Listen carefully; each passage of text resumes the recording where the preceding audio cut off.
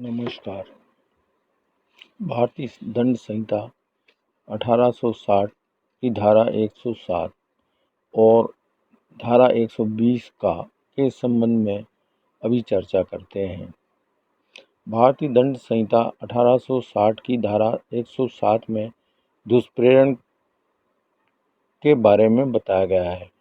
दुष्प्रेरण से अभिप्राय वह व्यक्ति किसी बात के किए जाने का दुष्प्रेरण करता है जो नंबर 1 उस बात को करने के लिए किसी व्यक्ति को उकसाता है, अथवा दूसरा उस बात को करने के लिए किसी षड्यंत्र में एक या अधिक व्यक्ति या व्यक्तियों के साथ सम्मिलित होता है।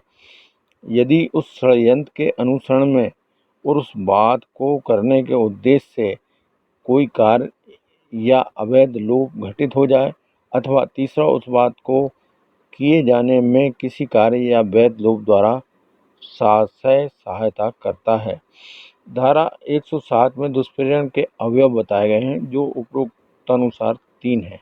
यह सामान्यतः 306 भारतीय दंड संहिता के अपराध और अन्य अपराधों के संबंध में लागू होता है। धारा 120 बी अलग है और धारा 120 में आपराधिक षड्यंत्र के बारे में बताया है। अभी की चर्चा में सामान्यतः जो विद्यार्थियों के लिए आपराधिक षड्यंत्र और दुष्प्रेरण में अंतर वाली बात आती है, उसके संबंध में चर्चा कर रहे हैं। धारा 120 आपराधिक षड्यंत्र की परिभाषा बताती है।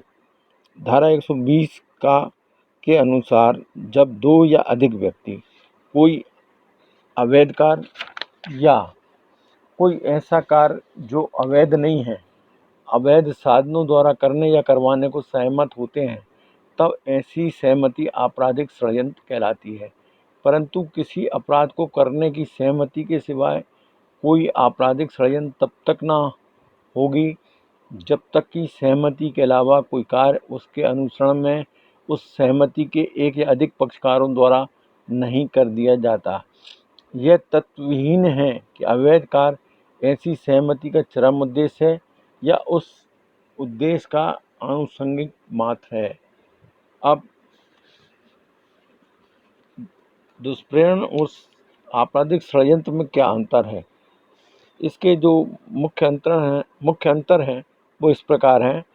आपराधिक षड्यंत्र दुष्प्रेरण का ही एक रूप है, जबकि दुष्प्रेरण का अपराध धारा 107 में उल्लेखित जो 3 तरीके बताए गए हैं उस तरीके से होता है, और आपराधिक षड्यंत्र उनमें से एक है।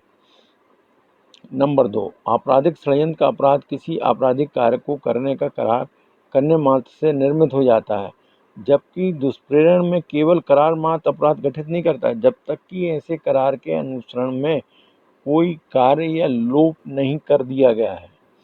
तीसरा, दुष्प्रेरण स्वयं या अपने आप में मौलिक अपराध नहीं है, किंतु आपराधिक षड्यंत्र अपने आप में मौलिक अपराध है और वह दंड नहीं है। तो भारतीय दंड संहिता में दुष्प्रेरण और आपराधिक षड्यंत्र के संबंध में जो विधि छात्रों को प्रश्नों के माध्यम से पूछा जाता है, उसके संबंध में धारा 107 और 120 के प्रावधान को इस तरीके से भारतीय दंड संहिता में बताया गया है। शेष बातें अगले वीडियो में। इस प्रसंग में किसी को कोई